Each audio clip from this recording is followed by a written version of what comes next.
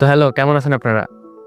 ভাবুন তো একটি বিশাল মেটালের মনস্টার যেটি গভীর সমুদ্রের প্রায় কয়েকশো মিটার নিচে চলছে। চারিদিকে শুধু পানি, অন্ধকার, অক্সিজেন বা বাতাস কোনো কিছু নেই। তবুও সেটি চলছে 2 দিন, 3 দিন, এমনকি 1 সপ্তাহ পর্যন্ত, শব্দহীন এবং প্রায় অদৃশ্য। আমি ডিজেল সাবমেরিনের কথা বলছি।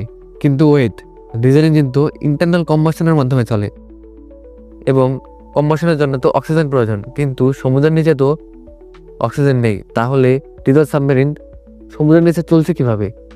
তো আজকের ভিডিওতে আমরা ডিজেল সাবমেরিনের ভেতরের রহস্যগুলো ধাপে ধাপে জানবো। তো আসুন ভিডিওটি শুরু করা যাক। চলুন প্রথমে একটি ভুল ধারণা ভাঙি। অনেকে মনে করেন এটির নাম যেহেতু ডিজেল সাবমেরিন, তাই এটি সবসময় হয়তো বা ডিজেলের মাধ্যমে চলছে। এটা একদম ভুল ধারণা। বাস্তবে ডিজেল সাবমেরিন কোনোদিন পানির নিচে ডিজেল ইঞ্জিন চালাই না। কারণ খুব সোজা, ডিজেল ইঞ্জিন চালাতে অক্সিজেন প্রয়োজন এবং সমুদ্রের নিচে সেটি নেই। তাই সমুদ্রের নিচে ডিজেল ইঞ্জিন চালানো সম্ভব নয়। এখানে একটি কথা, ডিজেল সাবমেরিনের নিজের নামই মিথ্যা। কারণ এটির নাম ডিজেল সাবমেরিন নয়, এটির আসল নাম হচ্ছে ডিজেল ইলেকট্রিক সাবমেরিন। এই ইলেকট্রিক শব্দের মধ্যে লুকিয়ে আছে আসল রহস্য। তো একটি ডিজেল সাবমেরিনের মধ্যে থাকে 2টি হার্ট। প্রথমটি হচ্ছে ডিজেল ইঞ্জিন এবং দ্বিতীয়টি হচ্ছে ম্যাসিভ ব্যাটারি ব্যাংক। এখানে সাবমেরিনের প্রথম হার্ট অর্থাৎ ডিজেল ইঞ্জিনের কাজ হচ্ছে এর দ্বিতীয় হার্ট অর্থাৎ এই ম্যাসিভ ব্যাটারি ব্যাংককে চার্জ করা, এবং এই ব্যাটারি ব্যাংকের কাজ হচ্ছে সাবমেরিনের ইন্টারনাল ইলেকট্রনিক কম্পোনেন্টগুলোকে পাওয়ার দেওয়া এবং প্রোপেলার ঘুরিয়ে সাবমেরিনকে সামনের দিকে এগিয়ে নিয়ে যাওয়া।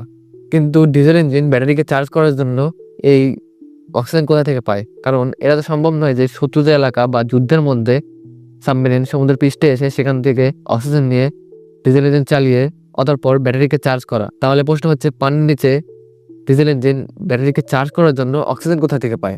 এখানে উত্তরটি হচ্ছে স্নরকেল। স্নরকেল হলো সাবমেরিনের উপরে থাকা একটি চিকন লোহার নল। যখন সাবমেরিন সমুদ্রপৃষ্ঠের ওপরে আসে তখন এটি সমুদ্রের পানির স্তরের থেকে প্রায় কয়েক ফুট উপরে বের হয়ে থাকে এবং সাবমেরিনের এই অবস্থাকে বলা হয় পেরিস্কোপ ডেপথ।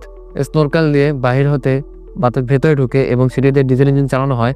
অতঃপর এই ভেতরে থাকা ম্যাসিভ ব্যাটারি ব্যাংককে চার্জ করা হয় এবং এই স্নরকেল দিয়েই এক্সস্ট যে গ্যাসগুলো আছে ডিজেল ইঞ্জিনের, সেগুলো আবার বাইরে বের হয়ে যায়। কিন্তু এখানে একটি সমস্যা আছে, স্নরকেলের উপরে উঠলে সাবমেরিন ধরা পড়ার ঝুঁকি থাকে।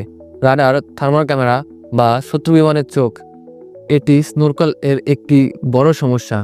বলা যায় ডিজেল সাবমেরিনের একটি বড় সমস্যা। কিন্তু সমস্যা থাকলেও যেই মুহূর্তেই স্নরকেল পানির নিচে যায় অর্থাৎ ডিজেল সাবমেরিন পানির কয়েক মিটার নিচে চলে যায়, তখনই শুরু হয় ইলেকট্রনিক মোড। তখন ডিজেল ইঞ্জিনটি বন্ধ করা হয় এবং সাবমেরিনটি পুরোপুরি তার ভেতরে থাকা ব্যাটারি ব্যাংকের ওপর নির্ভরশীল হয়ে পড়ে।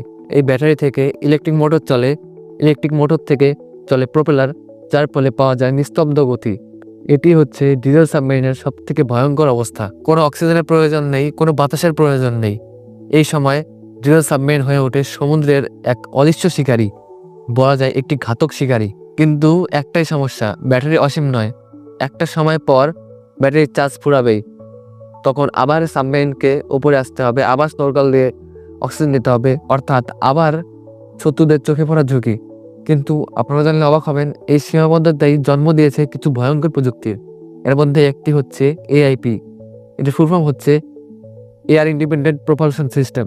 এআইপি সাবমেরিনে হাইড্রোজেন বা বিশেষ ধরনের জ্বালানি ব্যবহৃত হয়। এটির জন্য বাইরে থেকে কোনো বাতাসের প্রয়োজন হয় না। এটি ভেতরেই বিদ্যুৎ উৎপন্ন করতে পারে।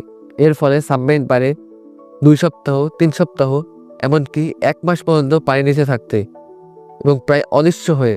এছাড়া ফুয়েল সেল, স্টার্লিং ইঞ্জিন, এগুলোও সাবমেরিন এর যুদ্ধের ভবিষ্যৎ। এ বাদেও আরেকটি প্রযুক্তি আছে, যেটি হচ্ছে নিউক্লিয়ার সাবমেরিন। নিউক্লিয়ার সাবমেরিনে পারমাণবিক চুল্লি বছরের পর বছর একটানা বিদ্যুৎ উৎপন্ন করতে পারে এবং মাসের পর মাস সাবমেরিন পানির নিচে থাকতে পারে। কিন্তু অসুবিধা একটাই, খরচ আকাশচুম্বী এবং প্রযুক্তিটা কিছুটা ভয়ঙ্কর। তাই আজও ডিজেল সাবমেরিন অত্যন্ত গুরুত্বপূর্ণ। তাই এরপর থেকে যখনই আপনি শুনবেন ডিজেল সাবমেরিন, মনে রাখবেন এটি নামে ডিজেল থাকলেও এটি কিন্তু আসলে ডিজেল ইলেকট্রিক সাবমেরিন। তাই এখন থেকে আপনারা যখনই শুনবেন ডিজেল সাবমেরিন, মনে রাখবেন এটির নামে ডিজেল থাকলেও এটি কিন্তু শিকার করে বিদ্যুতের মাধ্যমে। অবশেষে একটি গর্বের বিষয় হচ্ছে, আমাদের দেশ অর্থাৎ বাংলাদেশেও 2টি সাবমেরিন আছে যেগুলো এই ডিজেল ইলেকট্রিক প্রযুক্তির মাধ্যমে চলে। তো আশা করি আপনারা বুঝতে পেরেছেন যে পানির নিচে ডিজেল সাবমেরিন আসলে চলে কিভাবে, এবং এরপরের ভিডিওটি আপনি কোন টপিকে চান অবশ্যই আমাকে জানাবেন। ততক্ষণ পর্যন্ত লাইক করুন এবং সাবস্ক্রাইব করে আমার পাশে